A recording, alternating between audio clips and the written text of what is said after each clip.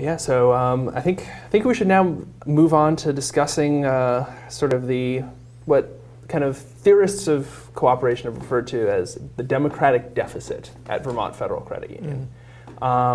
That's, as democratic institutions, co-ops have this high ideal to live up to, right. And the experiences of the last couple of years at Vermont Federal have really shown the gap between that ideal and what's real. But I figured a good way to start this conversation would be with a quote, and this is from Roy Bergengren, who was the first managing director of the Credit Union National Association. He then retired from that position to move to Vermont, where he started the Vermont Credit Union League, which then became the Association of Vermont Credit Unions. And he was involved from the early 20s until the day he died. He was doing credit union stuff. And I'm actually going to be going to his birthday is the 14th of June, and I've recently discovered where he's buried, so I'm going to be going down to pay tribute to him then to Boston. So looking forward to that. But here's the quote. This is him from the book Soul, written in 1938. "The credit union movement is a democracy. To begin with, every credit union is a democracy. The power, the ultimate power, vests in the membership meeting. Some treasurers and some boards forget this. They incline to make the membership meeting a simple process of applying annually a rubber stamp to all they do, and then to the pleasant business of having a dinner. The true democracy sees to it that the members of the democracy know what it is all about, and that they appreciate that there is no other king in a democracy except the personification of the combined will of all of its members." So, maybe we should start with why we got involved in credit unions. Sure. For me, as I think it was you, the financial crisis of 2008 was a real sort of time to reevaluate, for sure. And it struck me, not knowing a lot about credit unions at the time, that we had, and at a time when also folks had a tough time getting capital from traditional institutions, that there are these institutions in our community owned by the community, essentially by its members, that have capital, and what a amazing economic development tool these institutions could play. So that was sort of what got me thinking more about credit unions, and taking a deeper look. How about yourself? So financial crisis for me too. It was something where I read an article. I was really, I think for a lot of people in our generation, really, that the whole sort of $700 billion bank bailout was this like kind of moment of clarity, where, in terms of the political system, in terms of where the power lay. And that forced me to really give a lot more headspace than I had given to like, what is the financial structure? Why did this whole thing happen? Up until then I hadn't paid a huge amount of attention to it. So started doing research and read an article that mentioned the credit union model, and it just kind of clicked for me. It's like consumer-owned financial institutions. You eliminate that whole, like a lot of those agency issues if people own their own financial institution. So pretty early on, that really sort of struck a chord with me, and I think it was late 2008, maybe early 2009. I sort of decided I was going to move my money to a credit union. I was a member of City Markets and was familiar with the cooperative structure through there. That was kind of my introduction to the cooperative model, was City Market in Burlington. And the ATM at City Market is a Vermont Federal ATM, and they have a little sign there that says "Your Financial Co-op." Yep. So, with an endorsement from an institution that I trust, I moved my money from Citizens Bank, who I had found out was owned by Royal Bank of Scotland and had received enormous amounts of bailout money and was one of the greatest criminals in the whole sort of fiasco. Right. I moved my money to Vermont Federal Credit Union and enthusiastically went around to everyone in my social group and was like to all my friends, you should join, come on, join Vermont Federal, like come into the credit union movement. This is the solution to the problem. And I went to a few annual meetings. I never really got involved in the governance early on. I was just sort of curious, and again, with City Market being kind of my template for this is this is how a co-op works. They have these big annual meetings, they have brunch, and they have competitive elections, and it's a really sort of powerful community event, right? Attended usually by hundreds of people. And so I just sort of assumed that that kind of same spirit of cooperation was present at Vermont Federal, especially given that relationship was what led me there in the with City Market was what led me there in the first place. And so when things really, so I continued studying credit unions and cooperation, and then when kind of Occupy happened, that was kind of a real moment when a lot of people came together and were having this conversation about really the things, we as a society, I think we're still processing what had happened in 2008.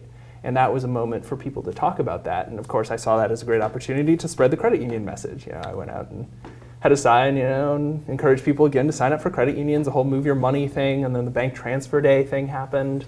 So I was like, okay, this is great. Now, but I'm involved. I'm encouraging people to move in. I'm, really loyal to the credit union movement. Maybe I should take the next step and get more involved. Mm-hmm. And so, you and I and another number of other people decided we were going to, and for me again, this was at City Market. To run for the board, they encourage people to. They go around and are like, "Oh, who wants to run for the board? Please sign up. Here, you just sign this, and you join and have this big competitive election. Everyone gives a little speech at the annual meeting." So I was like, "Oh yeah, that would be the obvious way to get involved if I want to be a volunteer. Right. I'll run for the board." Mm-hmm. And so I decided to. You decided to. A couple other people did.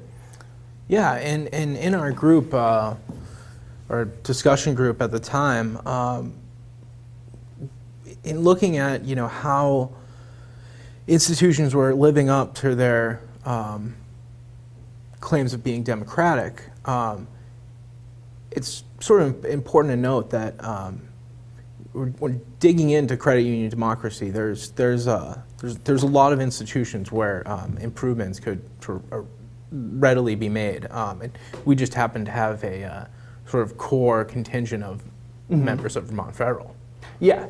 No, it's the sort of thing where everyone sort of looked around. I think looking back on it, I think it really was that City Market connection, because people who are already sort of, really thinking sort of into the co-op model, of course, would be members of City Market, and then, the ATM's right there. So of course, if I'm going to join a credit union, that's what I'm going to join. Right. So critical mass of people were involved in Vermont Federal. So we're like, okay, yeah, let's get together and we'll run a slate and. We'll encourage it to get more involved in cooperative development and things like that. And initially, according to their first announcement that year, this was 2011 at that point, or 2012.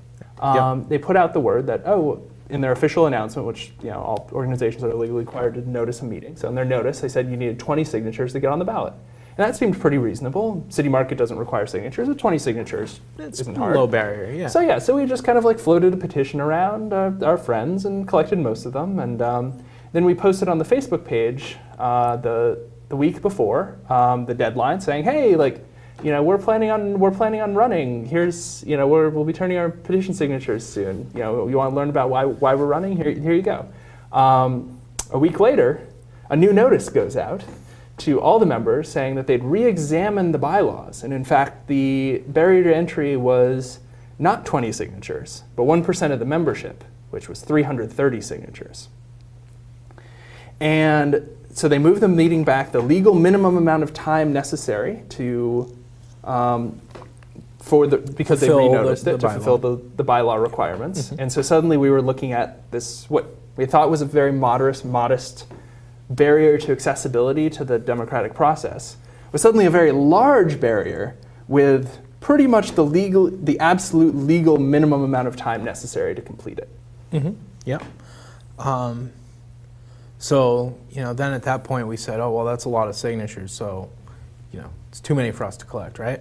No, we went out to we started circling this petition in front of the credit union's main branch. Mostly. We ventured out to other branches as well. And we started talking to members and talking about, we saw opportunities to engage more members in governance, and to opportunities to share more information with members. Yeah, the platform we were putting forward was things like, again, drawing on our experience with the city market, Onion River Co-op, make board meetings by default open to members. If a member wants to show up, of course the board can always go into executive session if it needs to do something that protects privacy, but allow members to go to board meetings. Allow for absentee balloting and making the elections more accessible. Allow for members to participate in voting for where community giving dollars go. All things that were sort of rooted in the cooperative idea, just taking it a step further. Right. So we had, hundreds of conversations with members. And, it's also, another key point here is members having the information to do this. At the time, the bylaws weren't actually posted on the website. Mm-hmm. They were soon after. It was the sort of thing where, when I went into the branch, I was like, okay, well, in order to know how this process works, I need to have the actual bylaws. Mm-hmm. So I went into the branch, I asked the teller, oh, can I have a copy of the bylaws? The what? The teller had no idea that there were bylaws, never mind that as a member I had the right to them. Yep. So I went to the manager didn't know, kind of went up the chain. And we were also, and this was the sort of thing too, where we were also, at City Market, we had this experience of, being welcomed, and people were welcomed or just actively recruited into the process. There'd be people I was like in a class. The City Market puts on different classes, so I was taking a class on how to can vegetables. And then one of the board members showed up to that class to encourage people at the class to run, that level of outreach. Right. Whereas we ran into pretty much active hostility from the management from as soon as we started petitioning. The CEO, a few days after we started petitioning, the CEO, Bernie Isabel, came down or asked to talk to me, and he really sort of in the conversation, the point that I made was that he tried to frame it as if this was us trying, insulting them and saying, if you're trying to run, that means because we're not doing our job. But coming from a democratic culture at City Market, no, competitive elections are par for the course. Everyone sort of who is interested and has an idea can throw their hat in the ring, and then it's up to the members to decide in a democracy who they want to represent them. But sort of he got very was very skeptical and very sort of opposed to even having that first competitive election. I had a similar conversation as well, that on the first day of petitioning, and I guess there's a thought that if you're wanting to get engaged, you must have an issue with what's occurring at the time, and the reverse was true for me, that I liked what the credit union was doing and wanted to sort of share, my expertise and my perspective. And that's sort of, I guess, another sort of barrier that's there in terms of opportunity to participate in governance. Mm-hmm. So, we ultimately, after initially having the management try to dissuade us from running at all, once we made it clear that, no, we were going to run, we decided on specific places where they were okay with us collecting petition signatures. Mm-hmm. And so we spent the next several weeks putting a lot of time and really having, as you mentioned before, hundreds of conversations with members, collecting their petition signatures, telling them about what we wanted to change in the credit union, with pretty much universal positive responses. I think I got maybe 3 people who were, at least 2 of whom were employees of the credit union who were opposed to it. But the rest of the people I talked to were like, yes, I would love it if, the board meeting minutes were posted online and that was open to members, and we had a vote for Democratic, and I could vote absentee. Yeah, oh wow, a lot of people didn't even realize they could vote. They didn't even realize it was supposed to be a democracy. Yeah, and many employees too were very supportive. One member that we had a conversation with, invited us to dinner at his home to share this message with others. So I think the conversations that we had with members were amazing. That was something I really enjoyed about that process. So then we, we all collected between 350 and 400 signatures, turned them in, and then it turned out that, so they went through line by line and disqualified basically every signature that they couldn't fully verify. They disqualified everyone who's a secondary account holder, which is, this is another issue that I think is a deeper democratic issue, where if more secondary account holders are women than men, you have a disproportionate amount of representation between genders within the credit union. But they really kind of went through line by line, rather than sort of, again, being in this inclusive mode of saying, hey, more participation is better, we want to build that, like City Market does. They were really sort of put a lot of energy into trying to be exclusive about the process. Well, and the secondary members point, you bring up a good point with that. And another problem is that those secondary members, they thought that they were sort of full members. When they signed, they believed that they had the right to sign, and that they had full voting rights in the democracy that is the credit union. But so they went through line by line and ended up disqualifying 2 of our 4 candidates as a result, and the last 2 just sort of barely squeaked through in a very tense meeting. So now it was two candidates from us, and then the 4 incumbents, and then the next thing that happened, which was quite odd, which actually this ended up being something that got the legal system involved, was one of the incumbent board members passed away. And they didn't actually inform us of this for several weeks afterwards. We learned of it through other means because we had people, sort of sympathetic people, who were able to sort of tell us this, but they never informed us until we got a phone call and they said, this has happened, and we've decided that we're going to hold that seat out of the election until after the election. Then the board will vote as to who fills it, right? Which, if a quick reading of the bylaws showed to be completely against against what the actual rules were. Mm-hmm. The rules say if there are more qualified candidates than seats, then no candidates may be qualified for the floor, but that seat is open. Right, and if there weren't as many candidates, then there would be an opportunity there for members to nominate from the floor by the bylaws. Right. Yeah. So it was essentially, an attempt to, rather than suddenly we were in a position where mathematically we would be guaranteed a seat, it was an attempt to subvert the rules, subvert the process, subvert the democracy, in order to, maintain the monopoly of this kind of incumbent group on power. So fortunately, we had a volunteer supporter who was a lawyer. And helped us navigate the National Credit Union Administration, which is the regulatory system.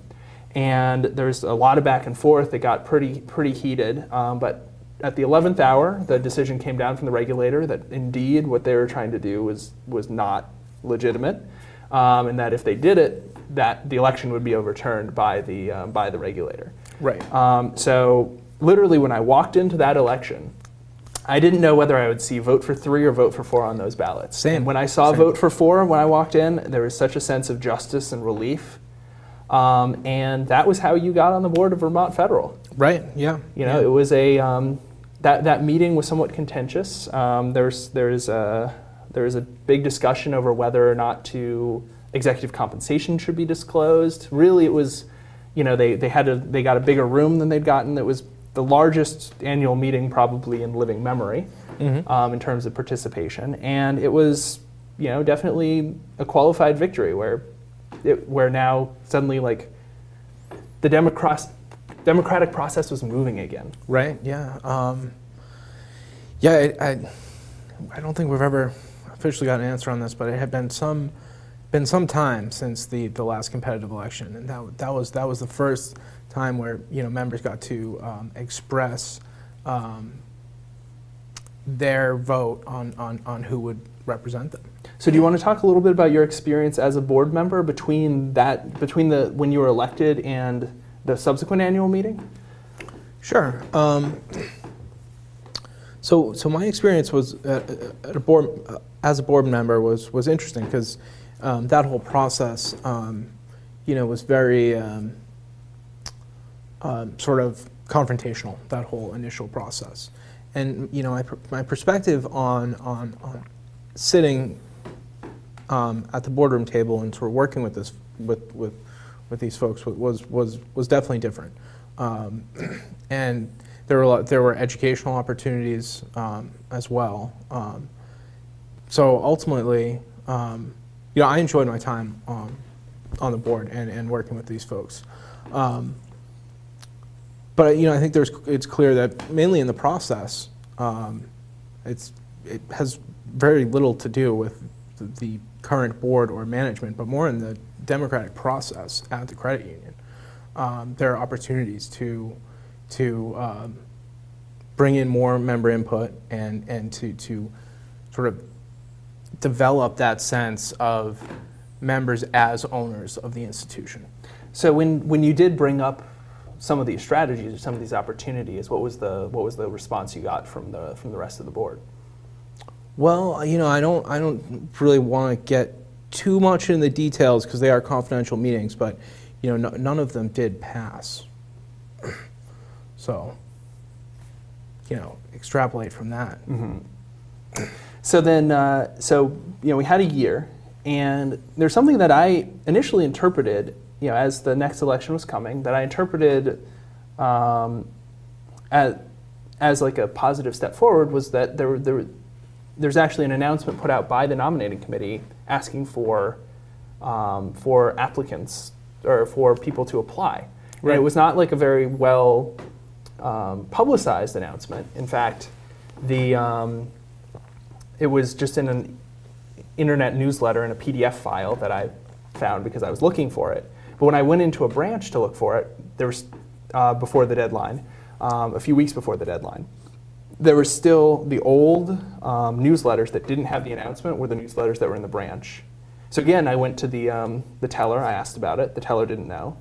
The teller brought me over to the branch manager didn't know. The branch manager called the marketing department, the person in the marketing department didn't know. So 3 levels of the organization weren't aware that this process was open. Nonetheless, sort of from that pressure, then there was an announcement made on social media. And there was one member who I had never met, but who commented that she was going to be putting her application in. And myself and one other person who I know, Debbie Krug, who's currently finishing up her degree at Community Development and Applied Economics at UVM, also put in our applications. So there are at least three that we know of member applications that went into to the nominating committee. And so this was a hopeful thing. I was thinking, okay, well, maybe they've learned their lesson from this last one. They're going to sort of start taking democracy, democratic participation, competitive elections a little bit more seriously. Again, City Market does competitive elections every year, and the nominating committee recruits and puts everyone on the ballot. Then we all got letters of rejection, and the nominating committee decided to go with the status quo, only nominated the two incumbents and did not nominate anyone else, despite having a number of other applicants. And this was also the 60th anniversary. So they're throwing a big sort of annual meeting party. So it's going to be a much bigger annual meeting than normal. I think there were something like 270 some members at that in attendance. It was close to 300. So. Mm-hmm. Yes, it was a big room, dinner, and then meeting. And so went to that.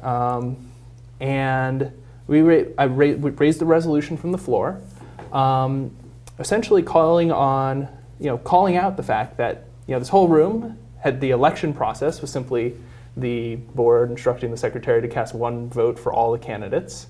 So despite the fact you had this room full of members, there was no opportunity for any meaningful member participation. It was simply, as that Roy Bergengren quote talked about earlier, it was simply a rubber stamp and then the dinner. Unless the members were to raise interesting proposals. Yes, and so we raised a resolution that called on the nominating committee, instructed the nominating committee in the future to accept all applications from legally qualified candidates, include them on the ballot. And this is with precedent. I mean, pretty much that's what City Market does with a few exceptions. And Washington Electric Co-op, actually, their nominating committee is a committee on candidates where it is tasked with simply verifying that someone is legally qualified to run and then puts them on the ballot. So put that forward. There was very spirited debate. You were actually sitting on, you were able to see the whole crowd sitting on the dais with the other board members. What was your take on that debate? It was very spirited, but it was overwhelmingly folks supporting an opportunity to participate in the process. And, the vast majority of these folks we had never met before. But when the issue was raised that, they didn't have an opportunity to participate this year, I don't think that sat very well with most of them. Mm-hmm. And we also someone raised the question of, so when was the last competitive election? And the only thing they could think of was to say, last year, because we had petitioned. But facilitated truly, by the membership. Yeah, there's, some of those board members have been on for decades, and none of them, when confronted with that, none of them could remember ever having a competitive election, ever. And so really, that was kind of, I think, a pretty, as a lot of this stuff came out to people, and this was something where the majority of people in the room, in this case, were rank and file members, not employees, not activists, just rank and file members who had come because there's a dinner and, all right, hey, this should be interesting, maybe I'll learn something. But so they really didn't have a previous dog in the fight. And so it kind of went back and forth, lots of people speaking up, and then a vote was taken. And the board voted 6-1 against the resolution. The membership voted by, they didn't take exact numbers, it was done by a standing vote, by a very substantial majority for the resolution. So the resolution passed. And so it was this moment of very clearly and publicly demonstrating the disconnect between the board and the membership. It would appear as if the resolution passed at the annual meeting. Yes. However, because the resolution was instructing, under the sort of, and despite the spirit again with that Roy Bergengren quote that we were talking about earlier, of the members meeting being the kind of foundation of the whole institution of the credit union and the democracy of the credit union, they lawyered up and actually received a several-page letter outlining the legal justification by which they could ignore this resolution because the membership can only vote in an advisory fashion, and so the vote was non-binding, and therefore they could do whatever they wanted. And so, but it was something where that vote kind of pushed them, sort of clearly demonstrated something where if you have closed board meetings where you never know how any board member votes or acts on a particular issue, how do members know if the board members are representing their interests or not?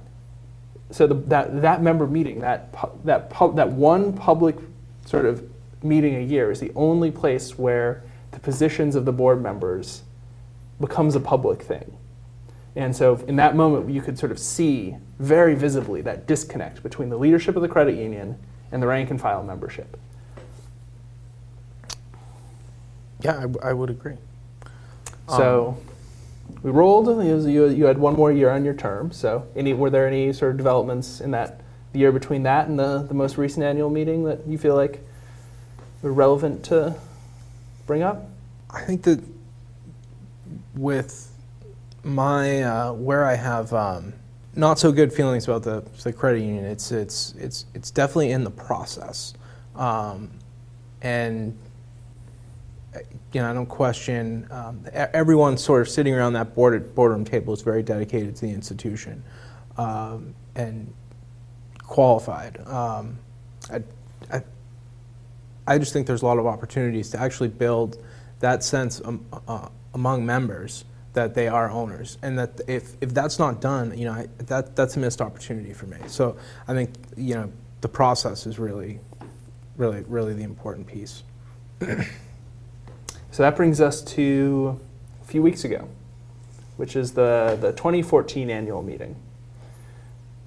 So in spite of your seat was one of the ones that was up, A competitive election was facilitated this year. Yep, so there are 3 candidates for 2 seats.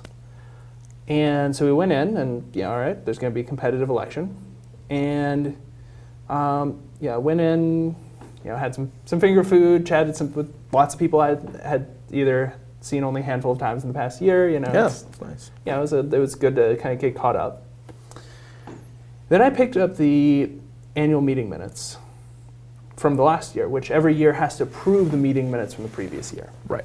And I have read a lot of annual meeting minutes because I wrote my master's thesis on the history of the VSECU, Vermont State Employees Credit Union, which consisted of a lot of reading board meeting minutes and a lot of from mid-1940s to the mid-1970s, and annual meeting minutes. And from those minutes, you were able to sort of reconstruct what was happening within the institutions at that time. That was a lot of work, but I am after that process, I am both very familiar with annual meeting minutes and very appreciative of their importance and value as a historic document. Because what it does is it communicates what happens, what decisions were made, what was important, and where there were controversies, where there was disagreement. And in order to, from looking back 50 years, that's important, but even looking back 1 year or 2 years, where if you're a member trying to decide who you want representing you, those documents, the annual meeting minutes, are the resource available to show you kind of the decisions and positions taken by your leadership.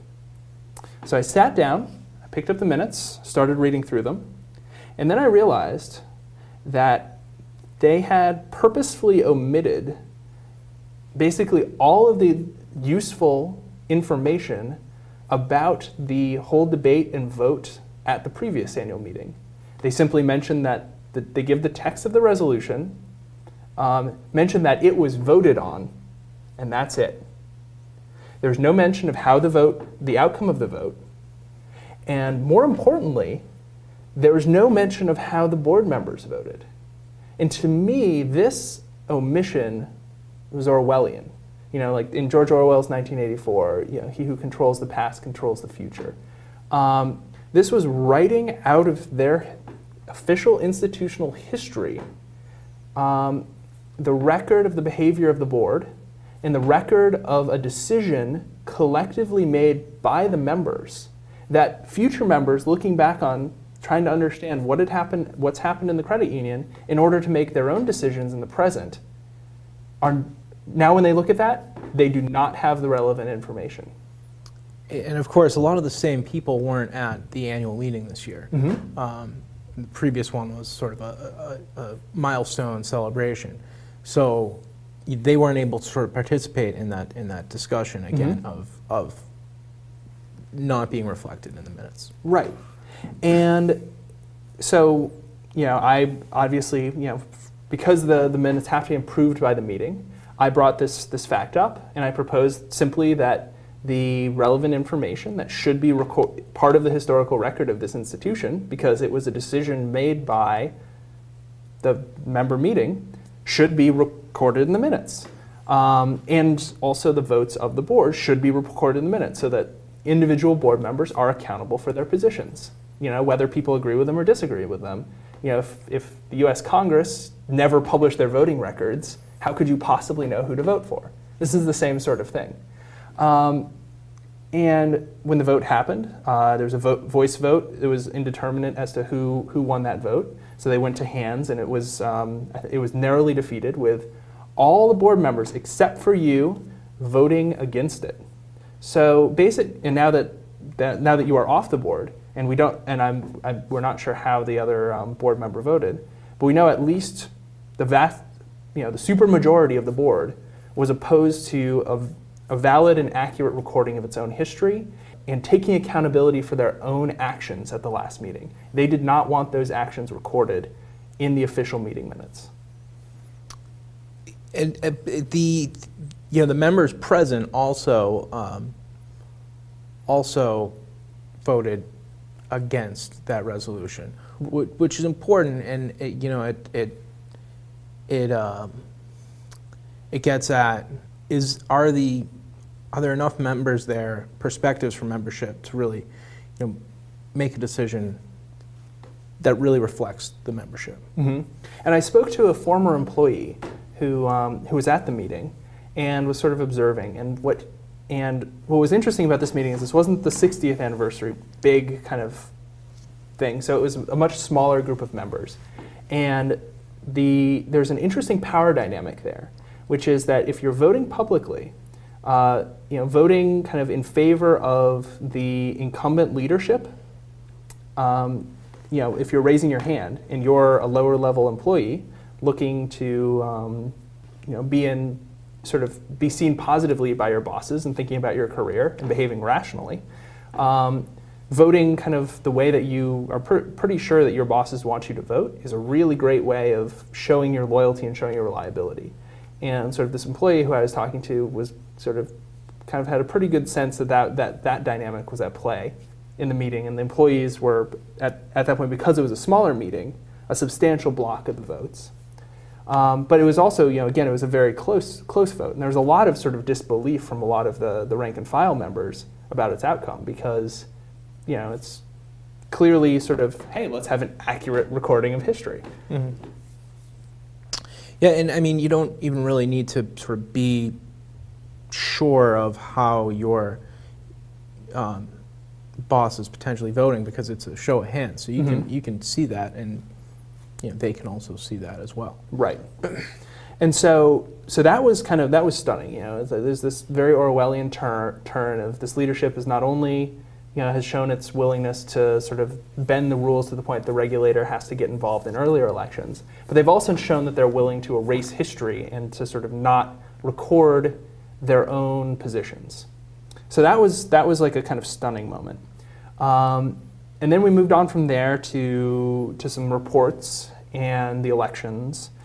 And then we moved to eventually got to new business, which gets to sort of the point you raised earlier of, okay, how, if you have an institution with like 35,000 members or so, and you have maybe 80 in the room, how can that sort of self-selected group of people who can meet at that particular time, and with employees being encouraged to go, and the schedule being perhaps even built around, at least one of the years they closed all the branches an hour early to allow the employees to attend the annual meeting.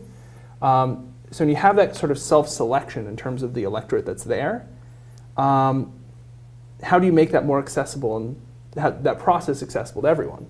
Now again, sort of to bring in the example of City Market has an elections period, which is a certain amount of time that you're allowed to vote. You can log on to a website, you can go to a little terminal in the store, you can vote actually at the annual meeting itself. But they essentially have this system that allows them to, that's an absentee ballot system that allows every member who wants to participate can participate in this really important decision, even if the fact that they have to pick up their kids after work and they're working 2 jobs means that they can't actually make it physically to the annual meeting. So I raised a proposal from the floor, saying the members advise the board of directors to institute an absentee voting system, which under the bylaws they are authorized to do. Yeah, you did raise that. That was actually the most shocking moment for me, is when the vote on that came. The credit union is an institution of 30,000 plus people, 35,000 on paper, but some people get counted twice, 30,000 people. And let's be generous, say there were 90 people there. That's a 0.3 participation rate. And also if you need to be present to vote, you're excluding a lot of people that maybe just doesn't fit into their work hours. Maybe they don't have reliable transportation. Geographically, the credit union has a branch in Middlebury and it has a branch in St. Albans. Right. And the meeting was in South Burlington. Maybe they couldn't get childcare. Maybe it was on a holy evening and they had to go to church. And it was actually during Holy Week for Catholics. I know of at least one person who wasn't able to attend specifically because he felt spiritually obligated to go to Mass, and he tried to come. He came early, asked if he could cast his ballot before the meeting started so that he could make it to church. They told him no, and so then he had to, because of his faith, he had to go to church and wasn't able to participate in the election. And it'd be really useful to the credit union to include these people in the process and develop among those members that this is my credit union. That, I have a stake, and the more that can be opened up, that I see so many opportunities there. So when the meeting voted pretty overwhelmingly, not too overwhelmingly, but it wasn't close. It went to a voice vote, and the chair wasn't able to determine the outcome from a voice vote. So right. that says it's close.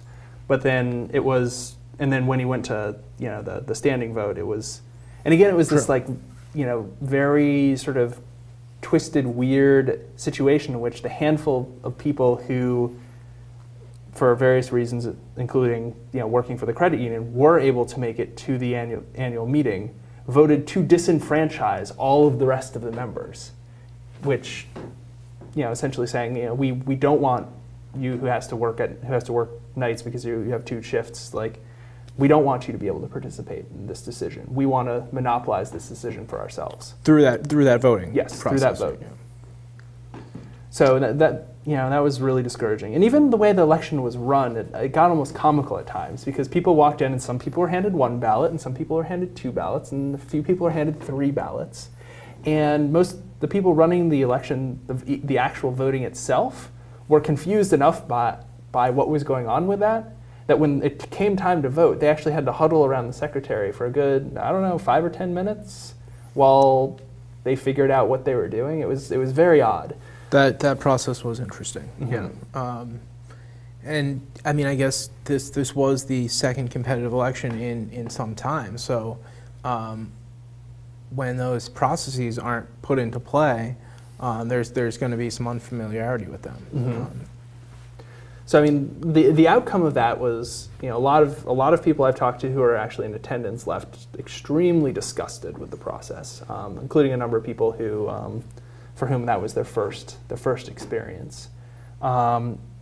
Which that shouldn't be the way you come away from an annual meeting feeling. I mean, in an ideal situation, credit unions and cooperatives in general function as schools of democracy. This is one of the few places in our economy where people can come together and have a say. You go into the for-profit bank and that you're not empowered. It's the wealthy shareholders who can make all the real decisions, and you're basically at their whims. The credit union is supposed to be this more free space where you have a stake, you're an owner, you're an equal. But sort of the way that this has unfolded over the last 3 years really has shown how far Vermont Federal is from that ideal. Yeah, and I mean, I agree with that sentiment, and it is important to note, though, sort of tying back to when we were starting this process, and the group that assembled was overwhelmingly Vermont Federal members. This sort of atrophy of the democratic process is not unique to one institution.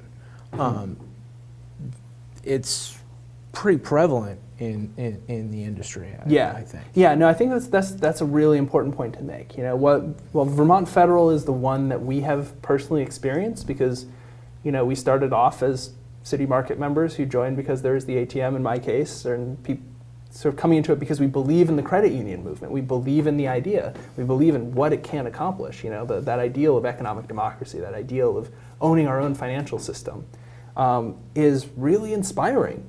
But you look, and so the credit union we decided to get involved in turned out to really be far from those ideals. But there's a lot of credit unions for whom that has been the case. And so stepping back, I think that our experience might be a canary in the coal mine for a deeper sort of structural democratic crisis in the credit union movement. And I think we've seen that in some of the conversations we've had with folks since we started down this path. The organizing going on in the Washington, D.C. area right now. Yeah, that's huge. The Lafayette Federal Credit Union, if you go on CU Times and Google them, they're doing some amazing organizing, but some of them reached out to us because they'd heard about our experience, it got written up in Credit Union Times and such not. And they're at their credit union, the annual meeting is held in a country club with a dress code, far from any sort of reasonable mass transit, which makes it highly geographically inaccessible. They had security called on one of their members who was trying to collect petition signatures. That's another example of this kind of entrenched anti-democratic leadership really sort of taking a group of people who are excited about the credit union idea, who want to get involved, who want to be part of really helping it realize its potential, and just doing everything in their power to repress that. And even one of our fellow core folks at Cooperative Vermont, super uber qualified, and saw our story and said, I wonder what my credit union is like in this, and contacted his credit union and said, hey, I'd like to run for the board, and it was communicated to him, we don't really encourage that sort of thing. So it is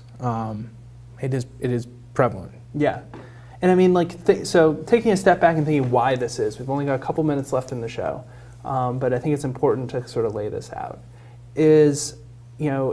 I'll actually start with another sort of quote from Roy Bergengren. This is again from the same book, 1938.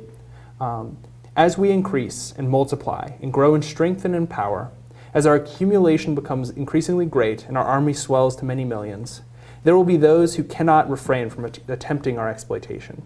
We shall be told that we must employ experts for this and that we must delegate to those who might exploit us the opportunity for such exploitation.